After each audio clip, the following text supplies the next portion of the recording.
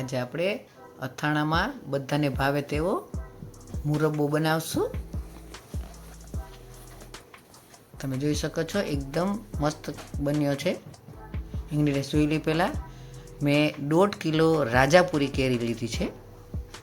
રાજાપુરી કેરી જ લેવાની આમાં.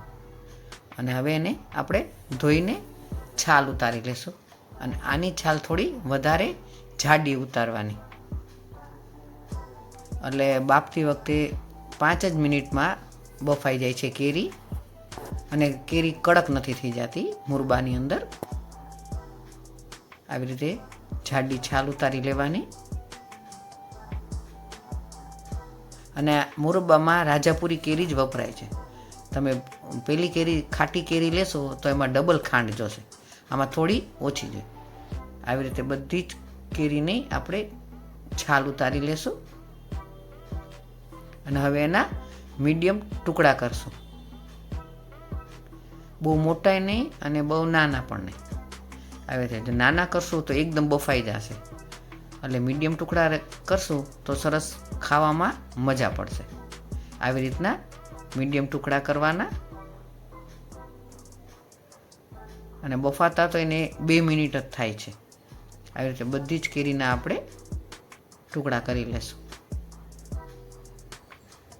અને આ સ્વાદમાં બહુ જ સરસ થાય છે, બધાને ખૂબ ભાવે છે. આવી રીતના આપણે મીડિયમ ટુકડા કરી લેશું બધી કેરીના. આપણે કેરીના ટુકડા થઈ ગયા છે.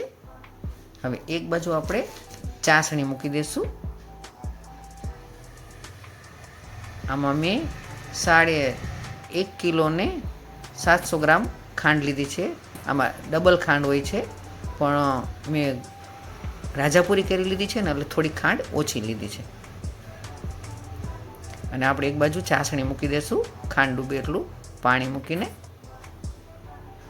કેરીને તો બફાતા વાર નથી લાગતી, પણ ચાસણીને થોડી વાર લાગે છે. હવે કેરીને બાફવાનું પણ પાણી એક બાજુ મૂકી દઈશું અને કેરીને બાફી લેશું.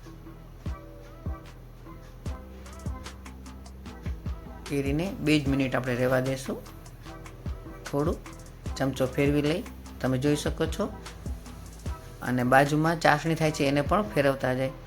આ કેરીને બફાતા 3 મિનિટ જ થઈ છે, જોઈ લો. હવે આપણે એને ચાળણીમાં કાઢી લેશું. કેરી બફાઈ જાય એટલે સમજી લેવાનું કે એકદમ સરસ મજાની પીળી થઈ જાય છે. હવે એને કેરીને નીતરવા મૂકી દઈશું આપણે.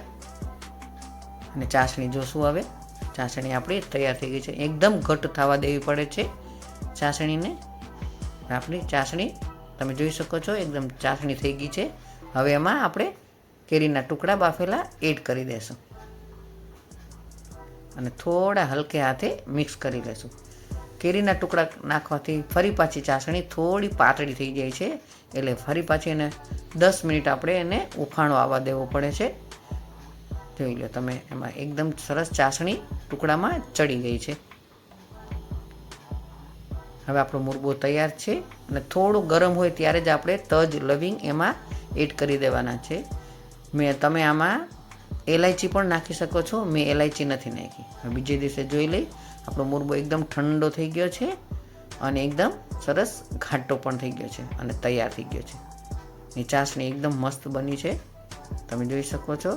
એકદમ એક તારી ચાસણી થાય એવી રીતે ચાસણી કરવાની છે, તો તમારો 12 મહિના મુરબ્બો એક જ સરસ મજાનો રહેશે અને ફૂગ નહીં ચડે. હવે આપણે કાચની બરણીમાં એને ભરી લેશું. ચાસણી જ જોવાની હોય છે આમાં. ચાસણી સરસ પાકી ગઈ હોય તો મુરબ્બો તમારો એવો ને એવો રહે છે, ફૂગ ચડતી નથી બિલકુલ. તો તૈયાર છે આપણો કેરીનો મુરબ્બો. અને તમે પરોઠા, ભાખરી કે થેપલા સાથે લંચમાં પણ લઈ જાઓ તો પણ ચાલે છે અને બધાને ખૂબ ભાવે છે. 12 મહિના સુધી એવો ને એવો રહેશે. આવી રીતનો જો મારી રીતે બનાવશો તો તૈયાર છે આપણો કેરીનો મુરબ્બો. જો તમને મારી રેસીપી ગમી હોય તો મારી ચેનલને લાઇક એન્ડ સબસ્ક્રાઈબ જરૂરથી કરજો. Thanks for watching.